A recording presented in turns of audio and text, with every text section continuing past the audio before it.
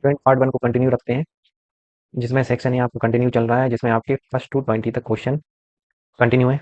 तो देखते हैं नेक्स्ट क्वेश्चन क्या कहता है। इसमें एक एक्वेश सॉल्यूशन है ए, जो टर्न्स हो जाता है, बदल जाता है फिनोल्फथालीन सॉल्यूशन पिंक में। तो ये कोई सॉल्यूशन ए है कि किस में कन्वर्ट हो जाता है, पिंक में कन्वर्ट हो जाता है। तो पिंक में देखिए, ये जो फिनोल्फथालीन सॉल्यूशन है, इसमें क्या मिलाया जाता है कि ये किस में कन्वर्ट हो जाता है, पिंक में। तो ये आपका ए क्या है, आपका बेस है। ये तो पता लग गया है अपना ए क्या है, बेस है। On addition of equation B to A, कोई इक्वेशन बी है, B to A, an equal solution B to A, B से ए में कन्वर्ट हो जाता है। और ये जो पिंक कलर है, ये जो पिंक कलर है वो क्या हो जाता है, डिसअपियर हो जाता है। डिसअपियर हो जाता है, इसका मतलब क्या है, इसमें क्या मिलाया जाए कि ये जो पिंक कलर है क्या हो जाए, डिसअपियर हो जाए। तो इसमें क्या मिलाया जाएगा, एसिड मिलाया जाएगा। क्या मिलाया जाएगा, एसिड। तो ये किस में कन्वर्ट हो जाएगा, ये कलरलेस हो जाएगा। तो ये कलरलेस हो जाएगा। बताना क्या है इसमें, which of the following statement is true for the solution A और सॉल्यूशन बी। मतलब इसमें अपन क्या बताना है, जो आपका सॉल्यूशन ए है और वो सॉल्यूशन बी है, तो इसमें से कौन सा ऑप्शन करेक्ट है। सबसे पहले तो ये जानते हैं, जो बेस होता है उसकी पीएच वैल्यू कैसी होती है, ग्रेटर देन 7। और एसिड की पीएच वैल्यू क्या होती है, लेस देन 7 होती है। तो इसमें देखते हैं अपन, ऑप्शन सी देखिए, A has pH greater than 7। तो ए का जो पीएच क्या है, ग्रेटर देन 7 है, और B has a pH less than 7 है। तो option number C right answer. तो नेक्स्ट क्वेश्चन देखते हैं अपन। अ, इसमें क्या है, 50 gram of lead powder is added to 300 ml of blue copper sulfate solution. After few hours, the solution becomes colorless. मतलब कोई लेड सॉल्यूशन है, इसमें क्या मिलाया जाता है, कॉपर सल्फेट मिलाया जाता है, कॉपर सल्फेट मिलाया जाता है। कुछ टाइम बाद वो कैसा हो जाता है, कलरलेस हो जाता है, कलरलेस हो जाता है। ये कैसा कलर का है आपका, सल्फेट सॉल्यूशन कलरलेस हो जाएगा। इसमें देखना है अपने, इस रिएक्टिविटी सीरीज में आप देखिए, लेड कहाँ पर है, लेड ये है, और कॉपर कहाँ पर है, कॉपर ये है। तो ये आपका लेस रिएक्टिव है और ये आपका कैसा है, मोस्ट रिएक्टिव है। तो ये पीवी जो है कॉपर को क्या कर देगा, डिस्प्लेस कर देगा। तो आपका ऑप्शन नंबर सी। तो ये कौन सी रिएक्शन हो जाएगी, डिस्प्लेसमेंट रिएक्शन। चलिए नेक्स्ट क्वेश्चन देखते हैं। इसमें आपके तीन एलिमेंट एक्स वाई और जेड दिए गए हैं। तो एक्स एलिमेंट जो दिया गया है, एक्स एलिमेंट में इसका कॉन्फिगरेशन कितना दिया है, एक्स का 2 8 एंड 7। और बाय का कितना दिया है, बाय का दिया है 2 8 2। और जेड का कितना दिया है, 2 8। तो इसमें क्या पूछा है, बाय और Z are metals, Y and X are non metal, X is a non metal, Y is a metal, Y is a non metal and Z is a metal. तो सबसे पहले यहाँ पर अपन देखते हैं, ये जो आपका लास्ट ऑर्बिट है, इसको अगर एक इलेक्ट्रॉन दे दिया जाए तो इसका ऑक्टेट कंप्लीट हो जाएगा। इसको एक इलेक्ट्रॉन दिया जा रहा है, तो ये इलेक्ट्रॉन गेन कर रहा है। तो ये क्या हुआ, इलेक्ट्रॉन गेन करना मतलब वो कौन सा मेटल होता है, नॉन मेटल। तो एक्स पता लग गया, एक्स क्या है आपका, नॉन मेटल। देखते हैं बाय, बाय में ये टू क्या है, ये इलेक्ट्रॉन क्या कर देगा, डोनेट कर देगा, तब इसका ऑक्टेट कंप्लीट हो जाएगा। तो ये टू इलेक्ट्रॉन डोनेट कर देगा। तो डोनेशन ऑफ इलेक्ट्रॉन क्या क्या कौन करेगा, आपका मेटल। तो ये पता लग गया है कि बाय क्या है आपका, मेटल है। और ये अपने आप में इसका ऑक्टेट कंप्लीट है। तो ये क्या है, एक तरह की नोबल गैस है। तो देखते हैं, x is a non metal, सही है, और वाई इज अ मेटल, सही है। तो ऑप्शन नंबर क्या हो जाएगा, सी हो जाएगा। नेक्स्ट क्वेश्चन देखते हैं, विच of the following is an endothermic reaction. Endothermic reaction क्या होती है, जिसमें हीट क्या होती है, हीट एब्जॉर्ब होती है। क्या होती है, हीट एब्जॉर्ब होती है। बर्निंग ऑफ कैंडल में हीट क्या होती है, रिलीज होती है। कुकिंग ऑफ फूड, इसमें हीट प्रोवाइड की जाती है। तो ये एक ऑप्शन ये हो सकता है आपका बी। डिकम्पोजिशन, इसमें भी हीट रिलीज होगी। रिएक्शन ऑफ सोडियम एयर, इसमें भी हीट रिलीज होगी। तो आपका आंसर कौन सा हो जाएगा, बी, जिसमें क्या होगी, हीट एब्जॉर्ब होगी। चलिए नेक्स्ट क्वेश्चन देखते हैं। During cellular oxidation of glucose, ATP is produced along with the formation of other products in this reaction. Which of the following events is associated with production of maximum ATP? Which of the following events associated with the production of maximum ATP? Maximum ATP मतलब सबसे ज्यादा energy किस process में देखने को मिलेगी। तो ये आपके चार ऑप्शन दिए, ethanol in yeast, lactic acid in muscles, carbon dioxide in yeast cell and carbon dioxide in human cell. देखिए ये एनसीईआरटी से लिया गया क्वेश्चन है, अपन देखते हैं। देखो ईस्ट में तो ऑक्सीजन का क्या होता है, एब्सेंस होता है। तो ये आंसर आपका नहीं होगा। लैक ऑफ ऑक्सीजन, मसल्स में लैक्टिक एसिड में भी आपका ऑक्सीजन नहीं होता। देखो प्रेजेंस ऑफ ऑक्सीजन, यहाँ पर ऑक्सीजन सबसे ज्यादा है। तो ऑक्सीजन यहाँ एनर्जी सबसे ज्यादा रिलीज हो रही है कहाँ पर, माइटोकॉन्ड्रिया में। तो ये carbon dioxide plus water plus energy, तो ये ह्यूमन सेल्स मतलब carbon dioxide in human cells. तो ह्यूमन सेल्स में सबसे ज्यादा एनर्जी रिलीज होती है। तो ये ऑप्शन नंबर कौन सा हो जाएगा आपका, डी। तो नेक्स्ट क्वेश्चन देखते हैं।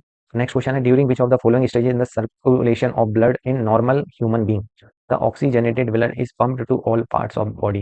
देखिए ये क्वेश्चन यहाँ से लिया है, मैं आपको बता देता हूँ। ये आपका फर्स्ट चैम्बर है, ये सेकंड चैम्बर है, ये आपका थर्ड चैम्बर है, और ये आपका फोर्थ चैम्बर है। क्योंकि फोर्थ चैम्बर, ये फोर्थ चैम्बर है, यहीं से आपका ब्लड पूरी बॉडी में सर्कुलेट होता है, पूरी बॉडी में इसके थ्रू पूरा ब्लड सर्कुलेट होता है। तो यहाँ पर कॉन्ट्रैक्शन होता है, कहाँ पर कॉन्ट्रैक्शन होता है? लेफ्ट वेंट्रिकल में। ये देखिए, इफ देन कॉन्ट्रैक्ट्स, ये देखिए if then contracts while the next chamber the left ventricle. ये कॉन्ट्रैक्शन, कॉन्ट्रैक्शन कहाँ होता है? लेफ्ट वेंट्रिकल, मतलब ऑप्शन नंबर बी। समझ में आ गया होगा। हाँ, तो नेक्स्ट क्वेश्चन क्या कहता है? Which of the following adaptation in herbivores helps in digestion of cellulose. तो देखिए हर्बीवोरस के बारे में मैंने यहाँ पर एक लाइन नोट कर दी है। The longer small intestine of herbivore allowed to food stay in stomach longer for adequate digestion. तो longer small intestine, longer small intestine, तो ऑप्शन नंबर क्या हो जाएगा? बी हो जाएगा। और कार्निवोरस का पूछा होता तो क्या आता? Short intestine. क्या आता? Shorter intestine. चलिए नेक्स्ट क्वेश्चन देखते हैं। नेक्स्ट क्वेश्चन क्या कहता है? There was a cellular cerebellum से रिलेटेड ये डिसफंक्शन इन अ पेशेंट, मतलब सेरिबेलम की कमी के कारण पेशेंट में क्या देखने को मिलता है? तो वो क्या, उसमें क्या डिस्टर्बेंस आ जाता है, ये देखना पड़ेगा। तो ये भी आपका एनसीईआरटी से लिया गया है। तो सबसे पहले अपन देखते हैं, ये हिंड ब्रेन का पार्ट है सेरिबेलम। ये इसका काम क्या है, फंक्शन क्या है? ये फंक्शन देखो यहाँ पर है, cerebellum it is responsible for precision of voluntary action. ये तो वॉलेंट्री एक्शन होता है। एंड मेंटेन, क्या मेंटेन करता है? Posture and balance of the body. देखो ये पोस्चर एंड बैलेंस, तो ऑप्शन नंबर क्या आ जाएगा आपका? सी आ जाएगा। आपको समझ में आ गया होगा। तो नेक्स्ट क्वेश्चन देखते हैं। In snails, individual can begin life male and depending on environmental condition, they can become a female as they grow.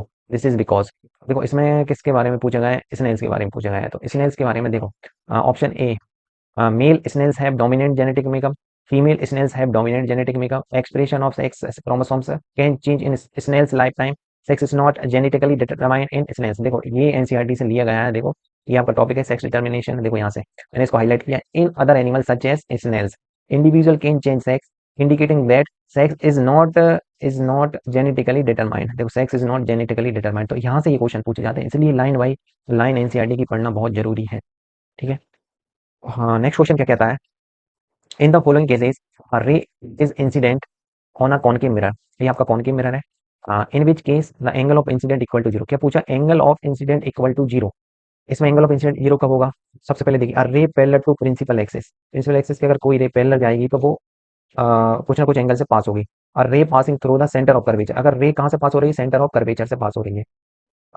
And incident obliquely, और जो कहाँ जा रही है? बिल्कुल यहाँ पर इंसिडेंट कर रही है। आपका आंसर क्या हो जाएगा? बी हो जाएगा। क्यों हो जाएगा? क्योंकि यहाँ पर आपका ना तो ये डेविएट हो रहा, ना कहीं ये आपकी डाइवर्ट हो रही। तो ये उसी पाथ में क्या हो जाएगी? रिटर्न बैक हो जाएगी। इंसिडेंट ऑब्लिकली उसी पाथ में क्या हो जाएगी? रिटर्न हो जाएगी। मतलब यहाँ पर एंगल ऑफ इंसिडेंट क्या हो जाएगा? जीरो। किस कंडीशन में? बी में। बाकी दो तो पढ़ने की जरूरत ही नहीं है। चलिए नेक्स्ट क्वेश्चन देखते हैं। Choose the correct option of colour A and B. तो देखिए ये क्वेश्चन यहाँ से लिया गया है, मैं आपको बता दूं। तो विबग्योर आपने पढ़ा होगा। विबग्योर हमेशा देखो, बहुत से लोग क्या करते हैं जब रिवीजन नहीं करते तो विबग्योर ऐसा करते हैं, विबग्योर। ये क्या है? गलत है। तो हमेशा नीचे से लिखा जाता है विबग्योर। तो सबसे ऊपर क्या आएगा आपका? रेड आएगा। और सबसे लास्ट में क्या आएगा? वायलेट आएगा। देखो क्वेश्चन क्या पूछा गया है? विच ऑफ द कलर वो रेज ए एंड बी। ए पर देखो, ए पर क्या है? ब्लू है। और बी पर क्या? रेड है। ब्लू और रेड, ये ऑप्शन होगा नहीं। ग्रीन एंड येलो, ग्रीन कहाँ है? ये ग्रीन है और ये येलो है, ये भी नहीं होगा। ए पर देखते हैं, रेड। ए पर क्या है? ए पर रेड है, ठीक है। और बी पर क्या है? वॉयलेट। बी पर क्या है? वॉयलेट। तो ये ऑप्शन आपका कौन सा हो जाएगा? सी।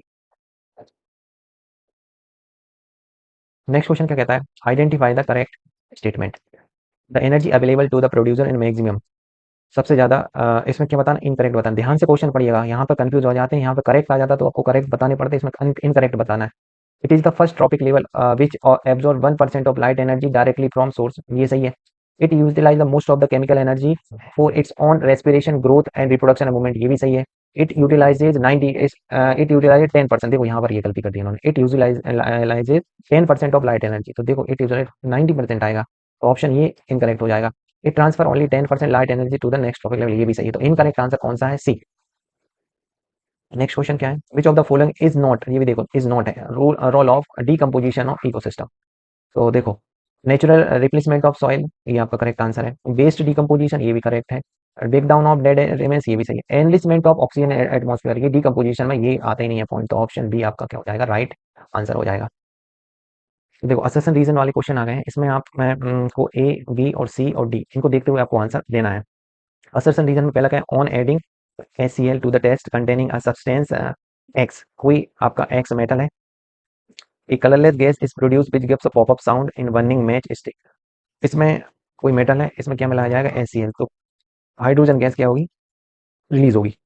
हाइड्रोजन गैस रिलीज होगी तो कैसा साउंड आएगा? Proper sound. तो मतलब ये आपका असर्शन करेक्ट है। In this reaction x is replaced by hydrogen.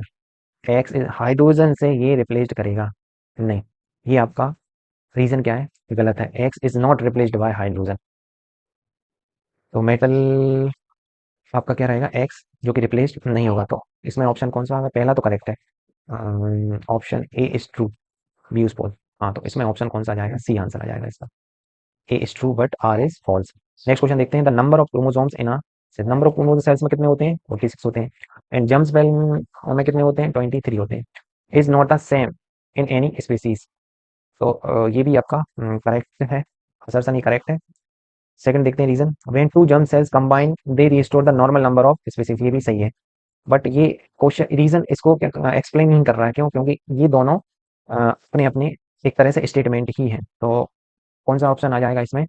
Both A and R true but R is the correct explanation of. ये तो गलत है। Both A and R true but R is not a correct explanation of A. Option number क्या आ जाएगा? B आ जाएगा। Next question क्या है? Convex mirror always forms an image behind it and the image formed virtual. तो ये assertion correct है। Reason देखते हैं। According to the sign convention focal length of the convex mirror is positive. सही बात है। तो ये भी आपका दोनों स्टेटमेंट सही है, लेकिन बट एक दूसरे को ये क्या कर रहे हैं? एक्सप्लेन नहीं कर रहे हैं। तो इसमें भी ऑप्शन कौन सा आ जाएगा? बी ऑप्शन आ जाएगा। असर्शन ये क्या कहता है? If lions are removed from a food chain it will not. ये को यहीं से गलत कर दिया। तो लॉइंस को अगर अपन हटा देंगे तो फूड चेन पर इफेक्ट नहीं पड़ेगा। तो ये असर्शन क्या है? गलत है। Plants are producers who can make food using sunlight while lions are consumer. ये सही है। तो assertion A is true but R is false. तो आंसर नंबर कौन सा आ जाएगा? सी आ जाएगा। बाकी आप आंसर एक बार सेक्शन ए के चेक कर सकते हैं। यहाँ 1 से लेकर 2 तक ये आपको आंसर दिए गए हैं। तो फर्स्ट सेक्शन आपका कंप्लीट होता है तो नेक्स्ट सेक्शन आपका बहुत जल्दी आ जाएगा। तो थैंक यू वेरी मच।